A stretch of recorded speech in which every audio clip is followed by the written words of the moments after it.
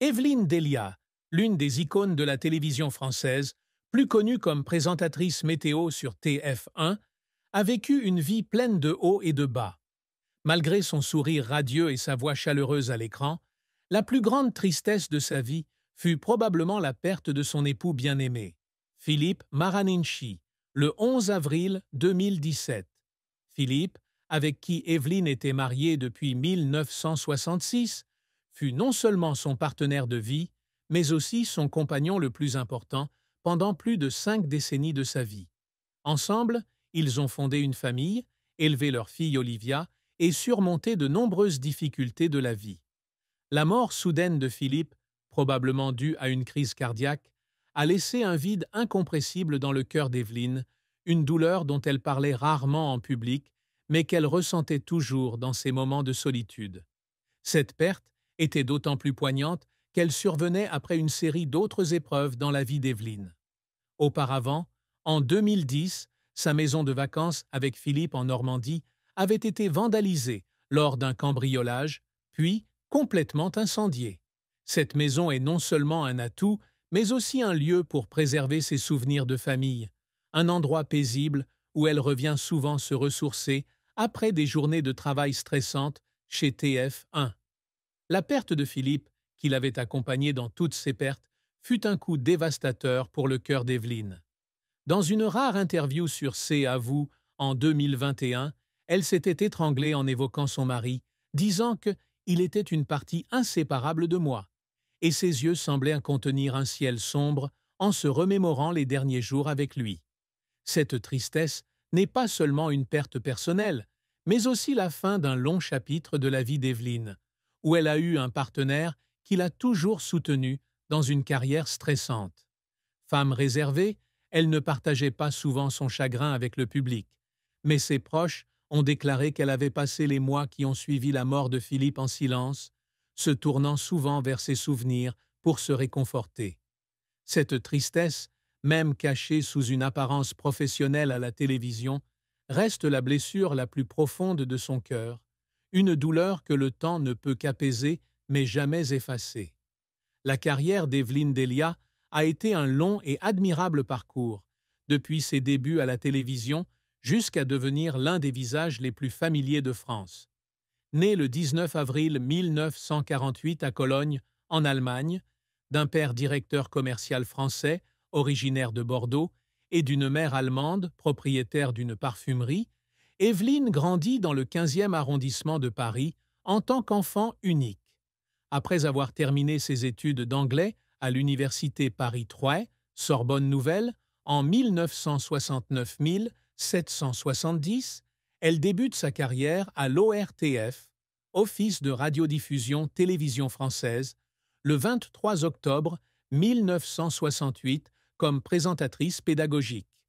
Le 15 mars 1969, elle devient télé-speakerine, ouvrant un parcours de plus de 5 décennies à la télévision.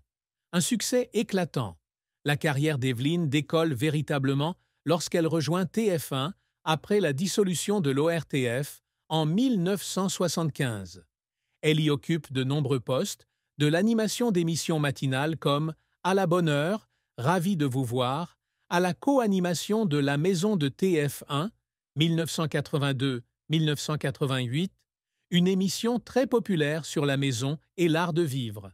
Son talent et son charme sont reconnus en 1985, lorsqu'elle reçoit le 7 d'or de la meilleure présentatrice féminine. Mais l'étape la plus marquante arrive en 1992, lorsqu'elle commence à présenter la météo sur TF, un après avoir été formée par Alain Gillot-Pétré. Avec son style de présentation clair et professionnel et sa voix chaleureuse, Evelyne est rapidement devenue la reine de la météo française, adorée du public à chaque journal télévisé. En 2000, elle est nommée directrice de la météo de TF1 et occupe depuis 2009 le même poste à LCI, gage de sa crédibilité et de sa compétence. Evelyne a remporté de nombreux prix prestigieux, dont le prix de la meilleure présentation météorologique, 1994, le trophée du Festival international de la météo à Québec, 1999, et a été nommée chevalier de la Légion d'honneur en 2016. Elle a également contribué à l'innovation en matière de présentation météo, notamment en introduisant Météo Tactile sur TF1 en 2012, offrant ainsi une expérience moderne au public. Sa carrière n'est pas seulement une réussite personnelle, mais aussi un symbole d'endurance, puisqu'elle est la titulaire du contrat permanent le plus ancien chez TF1, avec plus de 50 ans de dévouement.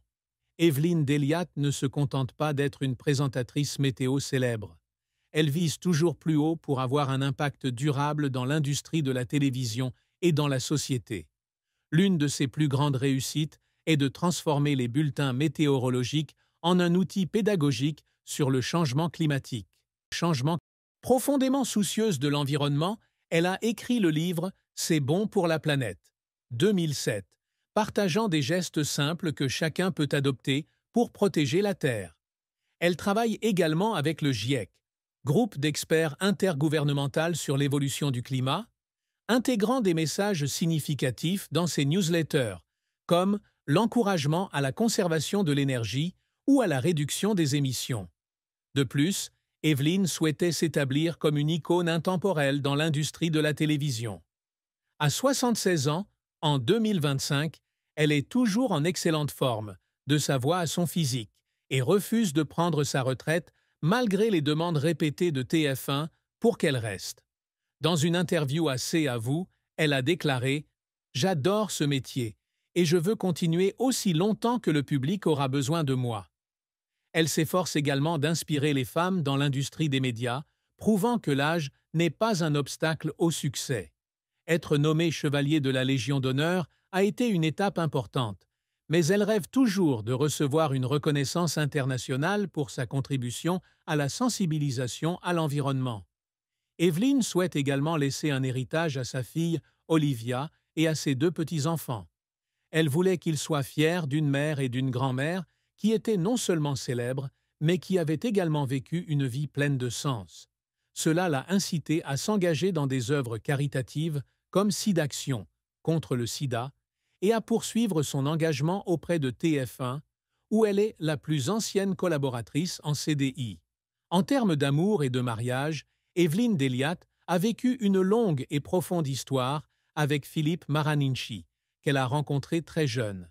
Ils se marient le 15 avril 1966, alors qu'Evelyne n'a que 18 ans et que Philippe, de 11 ans son aîné, né en 1937, est un homme mûr qui travaille dans le commerce.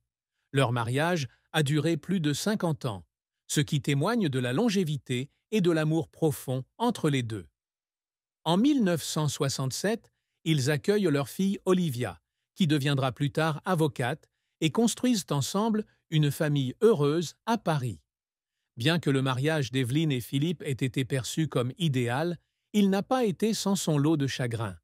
La plus grande douleur dans son amour fut la mort soudaine de Philippe en 2017.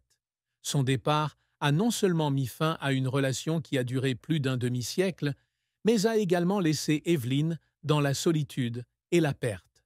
Elle a confié un jour à France 2 que « perdre Philippe, c'était comme perdre la moitié de moi », et ses proches ont raconté qu'elle se rendait fréquemment sur sa tombe dans les premiers jours après les funérailles, apportant des fleurs et des petits souvenirs en sa mémoire. Leur mariage a également été mis à l'épreuve par un incendie en 2010 dans leur maison en Normandie. Cet événement a non seulement entraîné la perte de biens, mais a également causé du stress pour eux deux alors qu'ils devaient reconstruire leur vie. Pourtant, Evelyne et Philippe surmontent cela ensemble, démontrant la force de leur amour.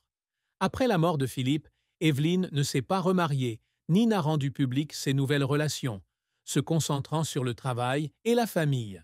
Sa tristesse dans son mariage n'était pas due à la rupture de son mariage, mais à une perte irremplaçable, une douleur silencieuse qu'elle portait avec elle.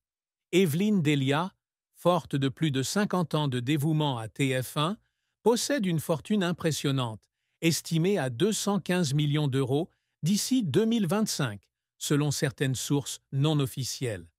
Sa richesse provient d'un salaire élevé chez TF1, estimé à plusieurs millions d'euros par an, et d'investissements intelligents en actions, dans l'immobilier et dans la publicité. En tant que célébrité, elle reçoit également de nombreuses invitations pour assister à des événements et écrire des livres, contribuant ainsi à augmenter ses revenus. Côté immobilier, Evelyne possède un appartement de standing dans le 15e arrondissement de Paris, où elle a grandi et vit toujours. L'appartement mesure environ 150 mètres carrés, dispose d'un mobilier exquis et d'une vue sur la ville, et vaut environ 2,5 millions d'euros. Elle et Philippe possédaient auparavant une maison de vacances à Thomère-la-Saugne, en Normandie, mais celle-ci a été détruite dans un incendie en 2010, depuis acheter une autre maison dans la région basque, où elle passe régulièrement des vacances, pour un montant estimé à 1,8 million d'euros. Cette maison a un style rustique, avec une grande cheminée et un jardin verdoyant. Côté automobile, Evelyne n'est pas ostentatoire, mais elle possède une Mercedes-Benz classe E argentée, d'une valeur d'environ 70 000 euros, qui correspond à son style élégant. Elle possède également une Peugeot 3008, 50 000 euros, qu'elle utilise souvent pour ses déplacements en banlieue. Par ailleurs, Evelyne investit dans la mode et les accessoires, avec une collection de